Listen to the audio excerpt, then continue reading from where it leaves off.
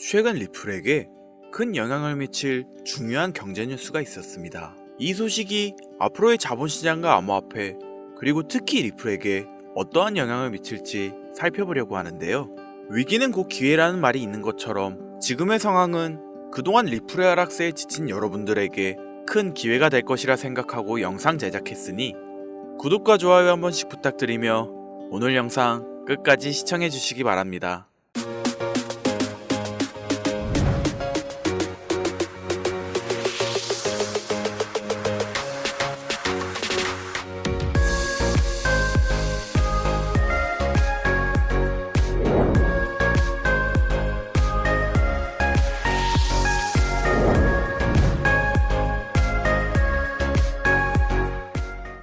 도널드 트럼프 미국 대통령은 최근 중국에 대해 125%의 관세율을 부과한다고 발표했습니다. 이는 4월 2일 트럼프가 중국에 34%의 관세를 부과한 데 이어 벌어진 상황으로 중국은 보복 조치로 같은 비율인 34%의 관세를 미국 제품에 부과했으며 트럼프는 이를 맞대응해 8일 추가로 50%의 관세를 더했는데요. 이에 맞서 중국도 즉각적으로 50%의 관세를 재부과하였죠. 양 국가가 물러서지 않고 신경전이 벌어지던 와중 10일날 발표하기를 트럼프가 중국에 대한 관세를 125%로 더욱 높이고 다른 나라들에겐 90일간의 관세 유예를 선언했습니다. 이는 미중 간의 무역 갈등을 심화시키는 중요한 전환점을 나타내며 이러한 무역 전쟁은 단순히 양국 경제에 국한되지 않고 전 세계 경제에 광범위한 영향을 미칠 것으로 예상됩니다. 그렇다면 이 관세 전쟁이 앞으로의 자본시장에 어떠한 영향을 끼칠지 궁금하실 텐데요. 여러분들도 아시다시피 관세란 두 나라 간의 상품과 서비스에 부과되는 세금으로 보통은 국가 간 무역을 조정하고 자국 산업을 보호하기 위한 수단으로 사용되죠. 그런데 트럼프가 중국에 대한 125%의 관세를 부과했다는 건 사실상 미국과 중국 간의 무역 갈등이 시작됐다는 뜻이고 이런 갈등은 전 세계 경제에 큰 영향을 미칠 텐데요. 특히 주식시장과 원자재 가격에 강한 영향을 끼칠 수 있습니다. 이런 상황에서 투자자들은 불확실성을 느끼게 되고 주식시장에서는 변동성이 크게 증가할 텐데 예를 들어 기업들이 중국에서 생산하는 제품에 대한 가격 상승을 감당하지 못하면 기업들의 수익성이 떨어지고 그로 인해 주식 가격이 하락할 수 있는 거죠. 그렇다면 이런 상황에서 암호화폐는 어떤 영향을 받을까요? 보통 전통적인 금융시장에서 불확실성이 커지면 사람들은 자산을 안전한 곳으로 이동하려고 합니다. 이럴 땐 비트코인과 같은 디지털 자산들이 그 대안으로 떠오르기도 하는데요. 특히 최근에는 리플과 같은 유명한 알트코인으로 적극적인 자본 이동이 이루어지며 급격한 상승세를 보여주는 경우가 많았죠. 그런데 온체인 데이터를 통해 확인한 결과 지금 수많은 고래들의 자본 이동이 리플에게 이루어지고 있다는 걸 확인할 수 있었습니다.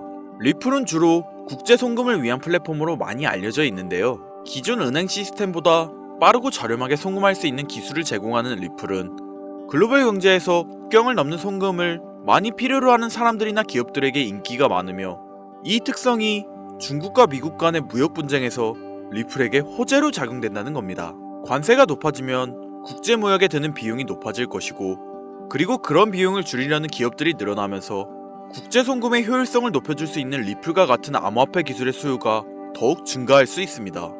특히 리플은 여러 금융기관과 협력 관계를 맺고 있기 때문에 국제 송금에 대한 수요가 높아질수록 리플의 활용도가 높아질 가능성이 크죠. 그리고 지금 이러한 상황을 예상한 고래들의 자본이 등이 이루어지고 있으며 리플은 단기간 내 강력한 강세 모멘텀을 보여줄 것이라 기대되고 있는데요. 기술적으로 국제 송금의 혁신적인 대안으로 자리 잡을 가능성이 크기 때문에 장기적으로도 시장에서 강력한 입지를 다질 수 있을 것이라 예상됩니다. 물론 시장의 변동성은 언제나 존재하고 각종 외부 요인이 영향을 미칠 수 있지만 오늘 말씀드린 것처럼 국제적인 경제 불확실성이 커지면 리플과 같은 효율적인 송금 솔루션에 대한 수요가 더 늘어날 것이며 새로운 기관 투자자들과 고래들이 유입되어 리플의 강력한 상승세를 예상할 수 있습니다. 그렇다면 이러한 상승장의 애고 속에서 본격적인 상승의 시작을 알기 위해선 리플과 연관된 기관 세력들의 움직임을 잘 관찰해야 하는데 현재 리플과 관련된 기업 중 주가가 사상 최고치를 기록하고 있는 워렌 버핏의 이 기업이 있습니다.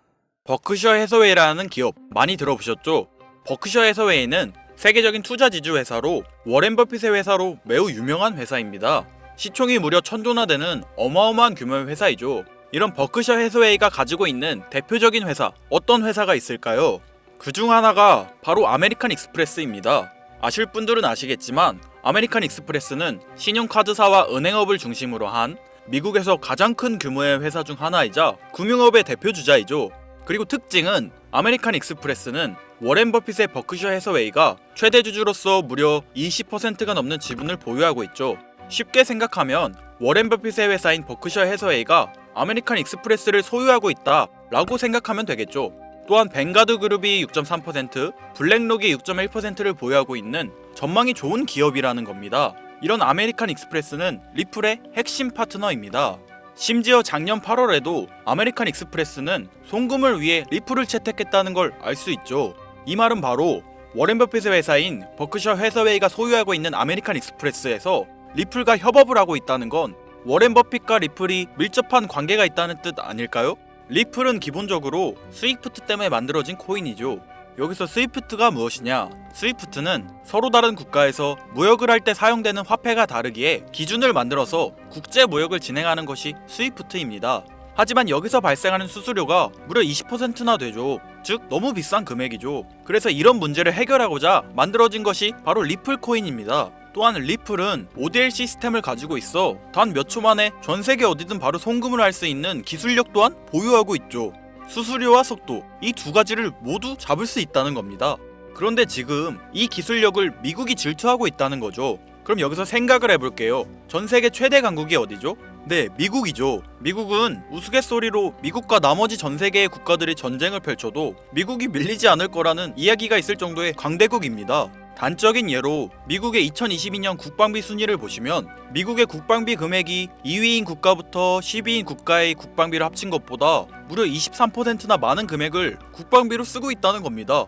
물론 이것만으로는 단순 군사력을 비교할 수는 없겠으나 이 정도로 엄청난 초강대국이라는 거죠. 이 이야기를 왜 하냐면 미국은 전 세계에 패권을 쥐고 있는 강대국이라는 겁니다. 단순히 군사력뿐 아니라 경제력으로도 말이죠. 요즘 시대는 힘으로 찍어 누르는 시대보다 자본주의 세상이기에 경제 패권이 엄청나게 중요하다는 거예요. 지금 전 세계 공용화폐로 쓸 수 있는 유일한 화폐는 바로 달러입니다. 하지만 이제는 세상이 많이 바뀌고 있어요. 언제부턴가 현물화폐보다 편리하고 안전하며 유동성마저도 뛰어난 암호화폐가 탄생을 하고 말았죠. 이 암호화폐가 탄생을 하고 오랜 시간이 지나지 않아 달러의 패권이, 달러의 입지가 조금씩 흔들리기 시작했고 지금은 수많은 암호화폐들이 달러의 자리를 위협하고 있는 상황입니다. 앞으로 암호화폐가 달러를 잡아먹게 된다면 미래의 미국은 전 세계의 경제 패권을 질 수가 없게 되죠. 그래서 어떻게 하고 있죠? CBDC, 센트럴 뱅크 디지털 커런시, 즉 중앙은행 디지털 화폐. 미국에선 이 CBDC를 이용해서 달러를 디지털화시킬 계획을 가지고 나왔다는 거죠.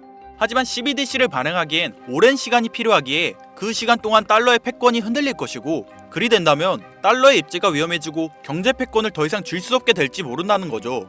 그래서 미국의 바이든 정부는 암호화폐를 규제하기 시작했습니다. 수년간 암호화폐를 규제하고 압박을 했죠.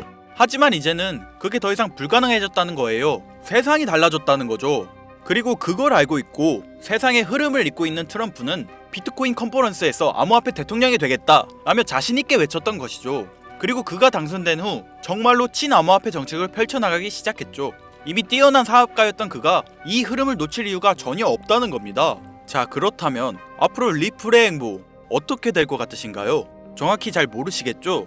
그래서 제가 그에 대한 답변으로 엄청난 자료를 찾아왔습니다. 이 정보는 제가 우연히 발견한 정보인데요. CBDC를 위해 기반으로 삼을 가교통화 코인의 적합성 및 미 연방지구별 논의사항을 보여주는 자료입니다. 여기에 보시면 보스턴, 뉴욕, 필라델피아, 애틀랜타, 시카고 등등등 수많은 미국 지역들의 통합 예측 자료가 나오고 있죠.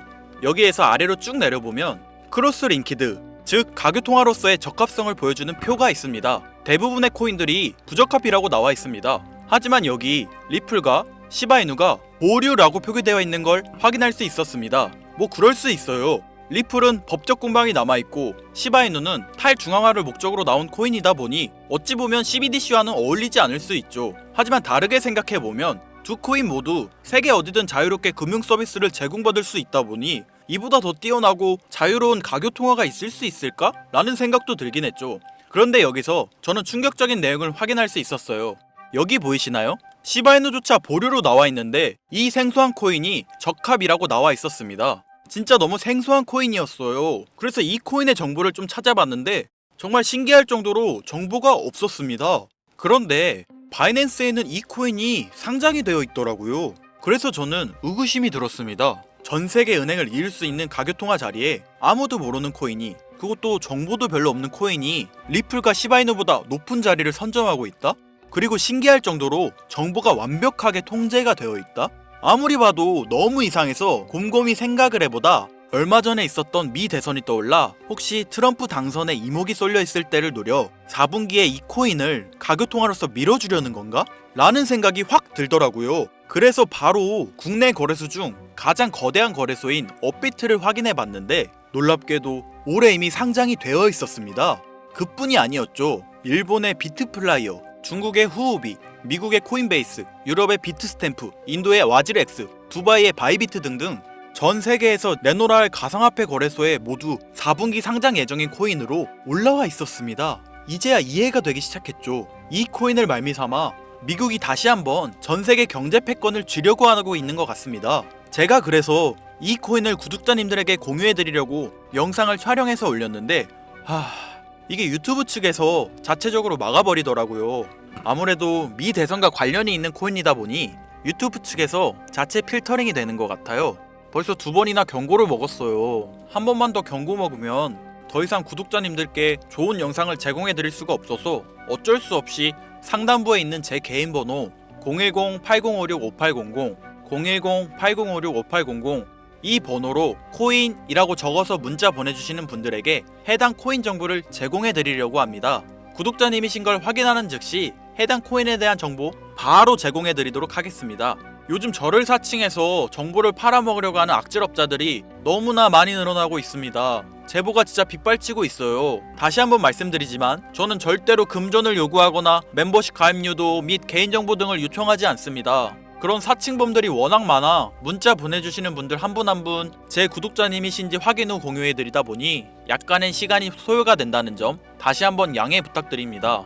저는 많은 거 안 바래요. 오로지 제 채널을 키우기 위해 제 영상을 보시고 제 채널 구독, 좋아요, 알림 설정 그리고 댓글 정도 남겨주시면 저는 그걸로 만족합니다. 그러니 이것 외에 요청하는 게 있다면 제가 아니라 사칭이니 조심하세요. 앞으로 더 좋은 영상, 더욱 도움이 되는 정보로 다시 찾아뵙겠습니다. 오늘 하루도 고생하셨습니다. 김선우입니다. 감사합니다.